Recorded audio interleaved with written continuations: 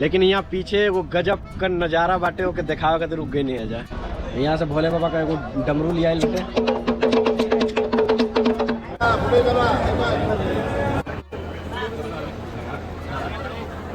E block Tamkeshwar यात्रा कह जवन की पिछला महीना में 20 अक्टूबर के भइल रहे। उमा हमनी का 3 गो ज्योतिर्लिंग का यात्रा करते रहनी जाए, जेमा भीमा शंकर का यात्रा कंप्लीट भइल रहे और त्र्यंबकेश्वर का यात्रा के बाद हमनी के साथ एगो बड़ा सड़क दुर्घटना हो गई, जना के बाद से हमनी का तीसरा ज्योतिर्लिंग कृष्णेश्वर न जा पैनी जाए और यात्रा के बीच में ही खत्म करे के पड़ल। अभी हम पूर्ण रूप से स्वस्थ बानी और अगला ट्रिप प्लान हो रहा बा, जल्द ही ओकर वीडियो आवे वाला बा। लाइव अपडेट खातिर हमारे इंस्टाग्राम पर हमके फॉलो कर सकेला जा और अभी त्र्यंबकेश्वर का वीडियो देखा जाए। एगो नया दिन के साथ स्वागत बाटे। तो आज हमनी का जा रहल बन जाए त्र्यंबकेश्वर महादेव ज्योतिर्लिंग, 12 ज्योतिर्लिंग में से एगो। और काल गई रहो जब भीमा शंकर ज्योतिर्लिंग, तो वहाँ दर्शन करके बाद हमनी का जाए करोगे नासिक रुके करोगे, लेकिन रात के बहुत तेज बारिश होते हो तो रास्ता में हमनी का स्टे करे के पड़े। तो ये रूम ले रहो जा और यहाँ स्टे करूँ जा रात के, और ये बाहर का व्यू देख सकेला जा। और अब यहाँ से निकला था जा, अब यहाँ से डायरेक्ट हम निकल नासिक होते हुए, नासिक से थोड़ा आगे बाटे त्र्यंबक, वहाँ बना त्र्यंबकेश्वर महादेव, वजह जाके दर्शन कर लीजिए। चलो तो भैया यहाँ से निकल चेकआउट कर ले बन जाए और अब निकला था नहीं जाए त्र्यंबकेश्वर महादेव का दर्शन करे खातिर। मौसम सही बाटे, कोनो दिक्कत नहीं है। और ये हमने को रुकल रह गया हाईवे के पास में, और ये हमने का बाइक खड़ा भी है। और भाई का शानदार नज़ारा बाटे, पूरा बादल से गिरल बाटे, वैसे बादल बाटे, बारिश का संभावना तो बाटे, बारिश भी आ सकेला कोनो, अब देखल जाओ। कहीं 10 मिनट खातिर रुकल जाओ। अरे तब यहाँ पहले हमने का चाय पी ले जाओ, और बाद आगे चला जाओ, कहीं से कि बीच में फिर चाय खातिर रुकला कोनो मतलब बा ना। और ये हमने का चाय आ गई बाटे।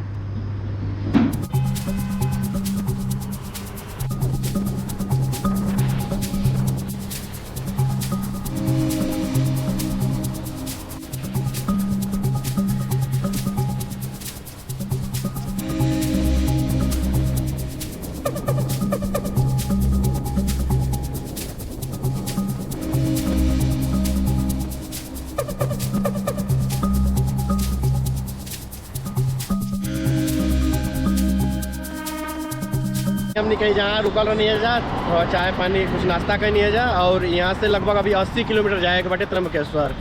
तो अभी लगभग हमके जहाँ तक कि 1.5 से 2 घंटा का ड्राइव तो बाटे। तो अब आगे चलत नहीं जाए, वैसे गजब का यार जब पठारी क्षेत्र रहा ना, मज़ा आ गई। तब हमने का नासिक से आगे बन जाओ त्र्यंबकेश्वर, यहाँ से मुश्किल से 8-10 किलोमीटर दूर बाटे, लेकिन यहाँ पीछे वो गजब का नज़ारा बाटे ओके दिखावे खातिर रुक गई नहीं है जाए, देख के मन खुश हो जाए। कदा जाए पूरा इन्हें गेना का फूल का बागवानी भइल बटे, और इधर सामने पहाड़ दिख रहा बटे, का गजब कभी बटे। हमने कहा आगे बन जाए त्र्यंबकेश्वर महादेव है। और अब यहाँ से चलल जी दर्शन खातिर, पीछे मंदिर बटे, और यहाँ भी बाटे सिस्टम 200 रुपया पर पर्सन, अगर टिकट में खिला के तो दे सकेला। इधर से बाटे जाए खातिर लाइन को, और ये भाई ऊपर पहाड़ी दिख रहा बटे, और ये शिखर दिख रहा बटे मंदिर का, त्र्यंबकेश्वर मंदिर उत्तर महाद्वार 8 ज्योतिर्लिंग। और पूरा मार्केट बटे, वैसे अंदर मंदिर का बैग ना जी यहाँ, जैसे वो जाके रही जाता भीमा शंकर में, तो बैग अंदर लेके चल गए जा पड़ी कहीं लॉकर वगैरह में, तो जाके लॉकर में रखल जी। मोबाइल अलाउड बटे, लेकिन कैमरा ना जी अंदर। तो अभी हमने के चल के दर्शन करके आवत ही जा, फिर बतावत नहीं कैसे कितना टाइम लगी और क्या करे के चाहिए। यहाँ से अब हम निकल जा रहा भैया अंदर, और इधर से यहाँ भी फूल वगैरह बाटे। यहाँ भी शायद जल तो नहीं दिखत, बाकी पता ना जल का सीन बटे। और ये हो गया प्रवेश द्वार।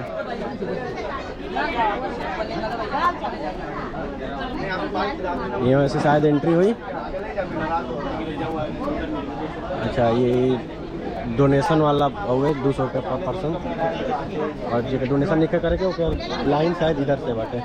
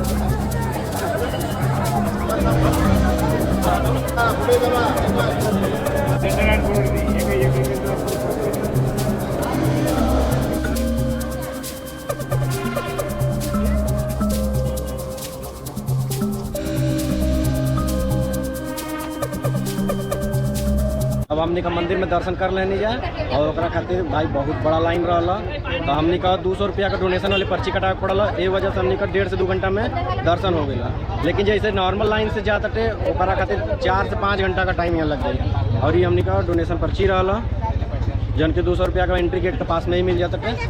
तो वैसे अगर टाइम का कमी बटे तो प्रीफर करा कि 200 रुपया का पर्ची कटा लो, कहाँ से कि बहुत भीड़ हो रहा भाई यहाँ, ऐसे दर्शन के मुश्किल हो जाए। और ये सामने भाई पहाड़ी दिख रहा बा, बरसात में जब पानी बरसात हुई पूरा एकदम वाटरफॉल की तरह, मतलब चारों ओर से। और मंदिर का जौन शिवलिंग बाटे वो एगो कुंड की तरह बाटे, और कुंड का अंदर 3 गो शिवलिंग बा, जौन की ब्रह्मा विष्णु महेश तीनों आदमी के मानल जाला कि तीनों आदमी का हुए। तो ये एकलौता ज्योतिर्लिंग बा जेमा तीनों त्रिदेव लोग विराजमान बन जाए। ना तो हर जगह जौन भी ज्योतिर्लिंग बाटे वो जहाँ खाली भगवान शिव विराजमान बढ़न, बाकी और केहू नहीं खे, लेकिन एमा तीनों जना एक साथ बढ़न जाए। त्र्यंबकेश्वर मंदिर काला पत्थर से बनल बाटे, और एक शिखर जौन बाटे तो स्वर्ण का बाटे, सोना से बनल बाटे। और ये कुल मंदिर महाभारत काल का मानल जाला। और ये इधर पूरा मार्केट हो चुकल बाटे। यहाँ से आसपास कहीं से गोदावरी नदी का उद्गम स्थान बाटे, जबकि पुराण का अनुसार यहाँ से 700 सीढ़ी चढ़ के कहीं कोनो जगह बाटे, वहाँ से गईला के बाद वहाँ से गोदावरी की उत्पत्ति बाटे। और मंदिर के पीछे भी एगो धारा निकलल बिया जौन की गोदावरी नदी के बाटे। और यहाँ मंदिर आवे खातिर 25 से 30 किलोमीटर बाटे नासिक से, तो कोनो ज़्यादा दूरी नहीं है। वहाँ से नासिक रेलवे स्टेशन या कहीं से भी यहाँ से साधन डायरेक्ट बाटे। यहाँ से भोले बाबा का एगो डमरू लिया बाटे। यहाँ बैठल में ढाबा पर कुछ खाना पानी कर लीजिए, और बाद फिर यहाँ से वापसी हुई।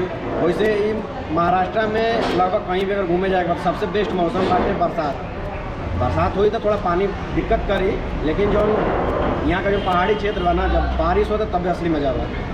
तब वीडियो के यहाँ समाप्त करतनी, और वीडियो हमारा अच्छा लगे तो लाइक करा जाए और अपना दोस्तन के शेयर जरूर करा जाए। धन्यवाद।